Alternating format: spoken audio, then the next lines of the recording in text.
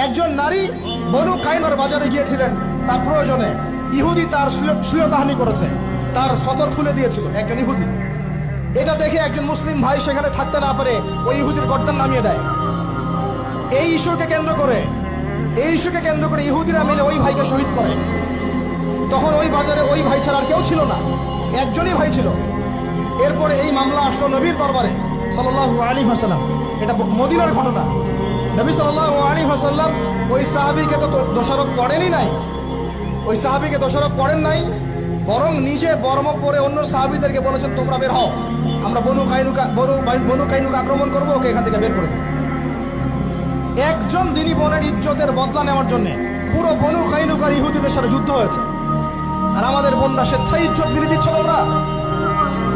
তোমরা হচ্ছে মাটির তলে চলে যাও, তোমাদের বেঁচে থাকাচ্ছে মাটির তলে চলে যাও তোমরা।